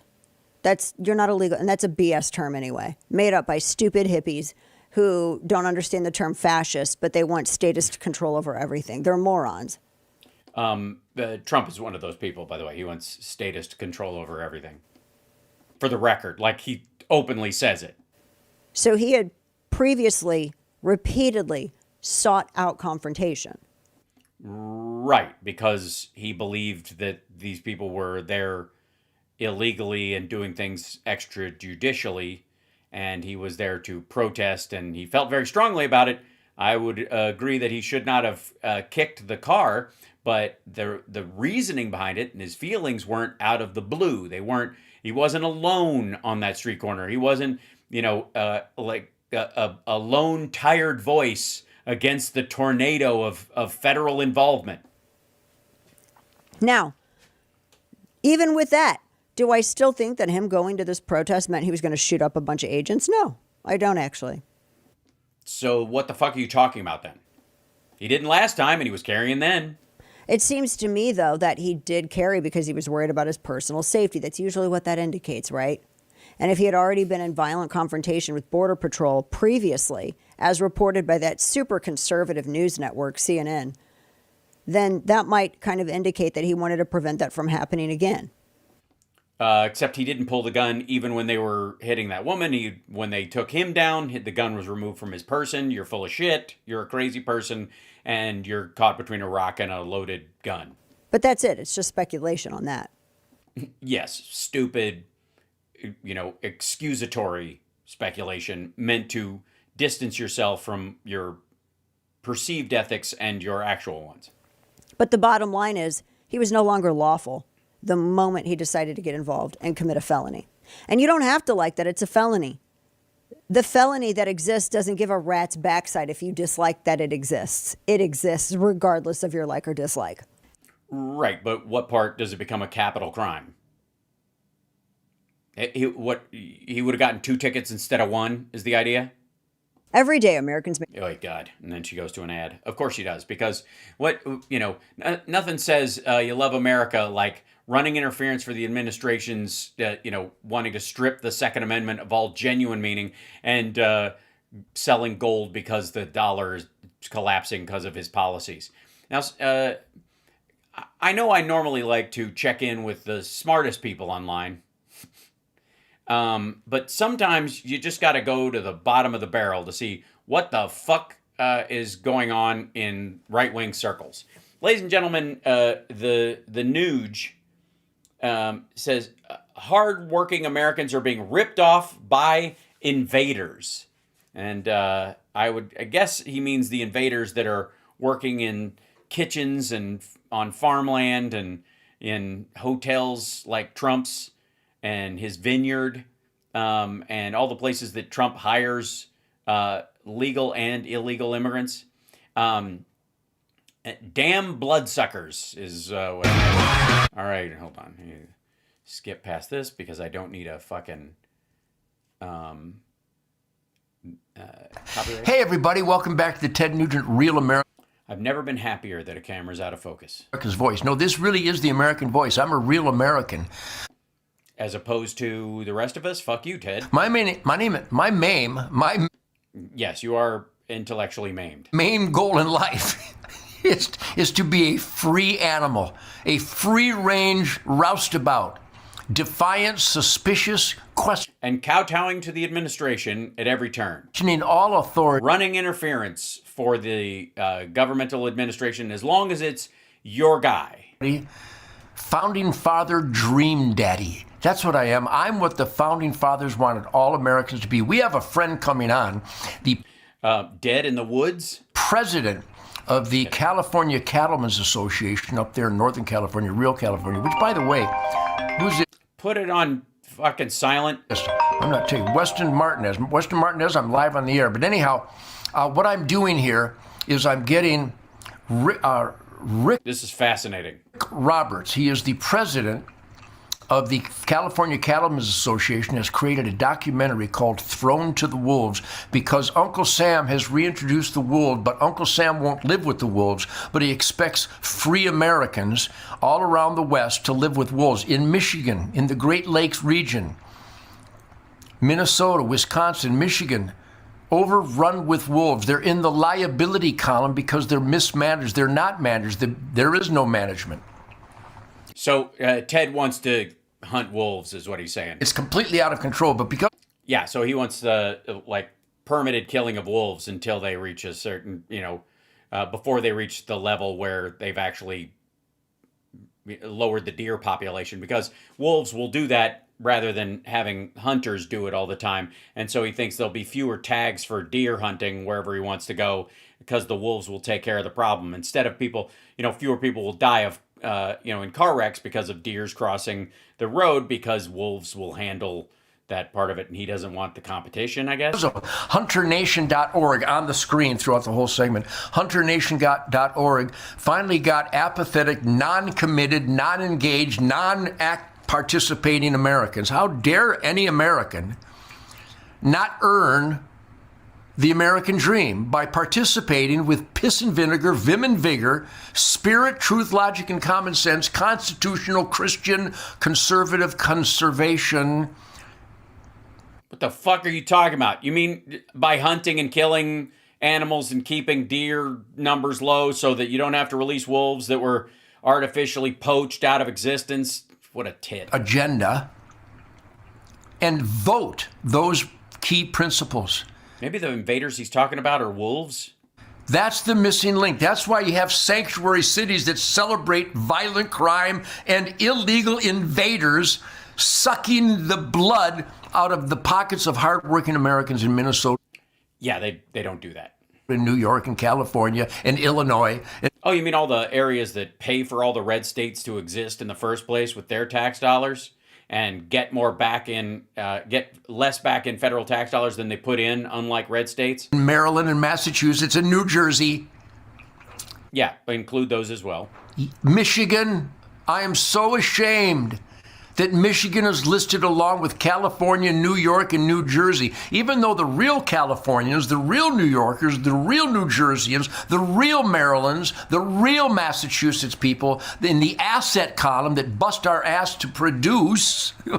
What the fuck do you produce? You haven't, put out a goddamn album worth an ear hole since Damn Yankees, and that was largely because you were a limited part of that excursion. What are you producing? Farts? My God, who can't see the difference? By the way, this is a show on RAV, on Real America's Voice, which has a channel on television sets. So I salute all the hardworking American families. Oh, it's also called Spirit Campfire because he borrows native fucking imagery for his own use. In the asset column, because there's only two columns. There's the asset. Yes, you're in the asshat column, we know. Column, and there's the liability column. Right, because life is all about economics and everybody falls into one of those categories. And there's really no humanity in the mix at all. Certainly no spirit. Look at Minnesota, where they celebrate bloodsuckers intentionally in the liability column. Yeah, they don't do that. Condemning hardworking Americans and ripping us off. Who's us, motherfucker? You don't live in one of the donor states. For daring to be productive and make sacrifices and take risks. So we're in the asset column. We're in the asset. What risk are you taking, shithead? What the fuck? This asshole acts like he's an NFL linebacker column, or a fucking minor. Although he once, got busted sleeping with a minor, and I think he adopted her because incest wasn't a crime in Michigan. Confused with but like sex with a minor is if you're not related, but he adopted her because incest is fine in these rural areas where he was from. Adorable. Asshole column, the liability column, the bloodsuckers. There should be no welfare. Well, some people need help. The Catholic Church has $60 trillion in jewelry, gold, and artwork and real estate. Sure they do. Yeah. And they're in Rome, so they'll dump it on rural Americans who can't fucking make rent. Yeah. We'll all just wait for the Catholic Church to change its ways in terms of how it devotes its funds not to refugee camps and shit like that where people are literally on the edge of starving. They'll do it in areas where California taxpayers keep the county afloat. In fucking Arkansas. State. They can get you a cot, a blanket, medicine, and a sandwich. If you're down and out, you need to get past being down and out. And if you really are... disabled? Crippled in life with diseases and things that you didn't cause yourself by eating garbage and poison and smoking and drinking. See, like most of your friends? It's all about choices. No, I think the idea is that some people made choices that were informed that fucked them up, and some people made uninformed choices early on that fucked them up later. Think thalidomide, for example. And we chose to trust the FDA as they unleash cancer and Alzheimer's and Parkinson's on us. Is that what they're doing? Because just for the record, they may have just cured pancreatic cancer. The group led by Barbacid at the CNIO completely eliminated pancreatic tumors in mice with no resistance developing. That's a good sign. Just a little piece of good news. Current drugs for pancreatic cancer lose effectiveness within months because the tumor becomes resistant. The group from Spain's National Cancer Research Center, which is paid for largely with public funds, has been able to avoid the development of resistance in animal models with combined triple therapy. These results pave the way for the design of combined therapies that may improve survival, the authors indicate. Although this won't happen in the short term, this is a huge step forward. Just saying, major step forward. And that's so the FDA is unleashing, maybe he means under RFK. Maybe that's what he's talking about, that RFK Jr. literally is hoping to, use passive eugenics or even active eugenics, purging the Americans that he doesn't like with cancer and Alzheimer's. That's what's happening. Well, it's not a conspiracy theory. The evidence is inescapable unless you just dedicate your life to escaping the evidence. What evidence would there be that the FDA is trying to give everyone cancer and Alzheimer's? I guess processed food, is that where we're going? And Uncle Sam unleashes wolves so that we can have a ecosystem that matches the terrain and doesn't require human bullets that poison the ground to solve the rampant deer population. Uncle Sam hates independence. Yeah, that's what it is. Fucking Uncle Sam again. What a dick. Independent souls. Sorry, are you worried you're going to get devoured by wolves taking a piss on the side of the road? Is that what this is about? Independent spirit.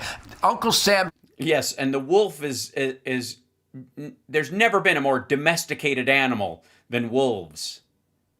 The independent spirit of the wolf is a tried and true myth. It disgusts everyone. I can't believe you would even bring it up. Hate self-sufficiency. They want us on their teat. Sorry, so we'll hide. Wait, so we'll hide behind them because of the wolves? I'm not. Sorry, are wolves the new plandemic? On their teat. There was a time. I'm not on their teat. I bust my ass like all my friends. No, you don't. My band, my crew, my management, Doug Manker, Linda Peterson, my daughters, my sons, my grandkids, my neighbors, my hunting buddies. And you live in a bubble and you think no one else does because you're an egomaniac and an asshole. I can't imagine taking money from your hard earnings while we sit back and not earn.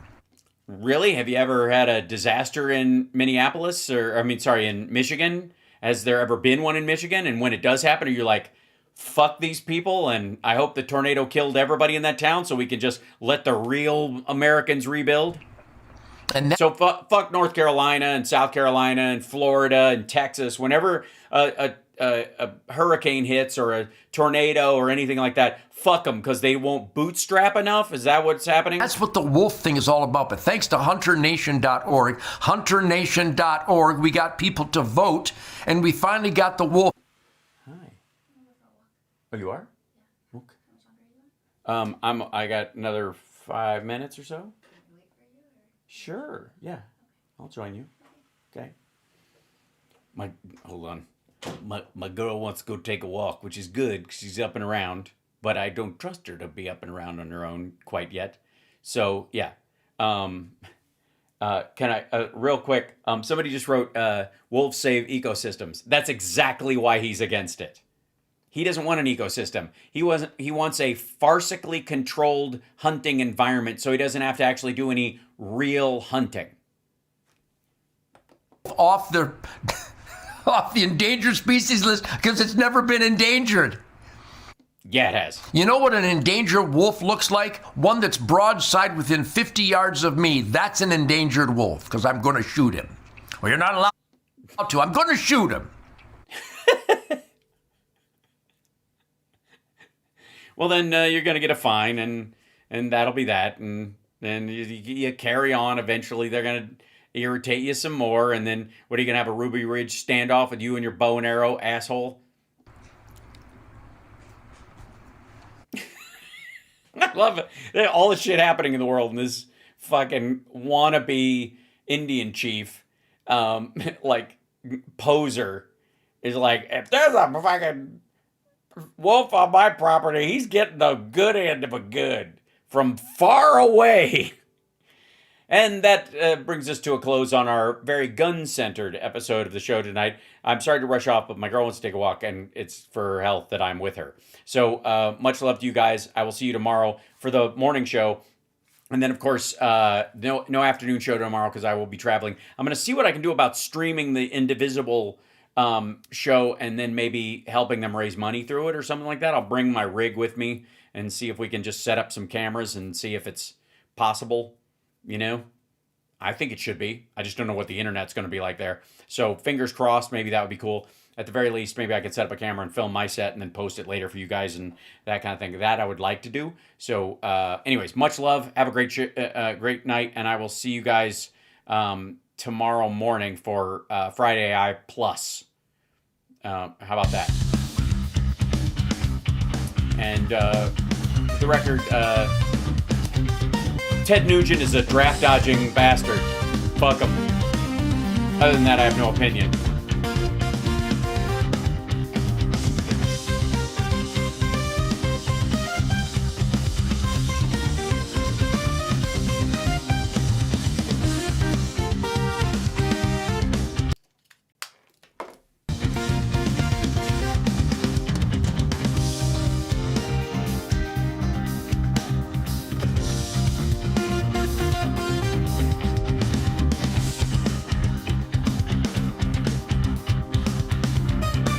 Thank you, Jenny.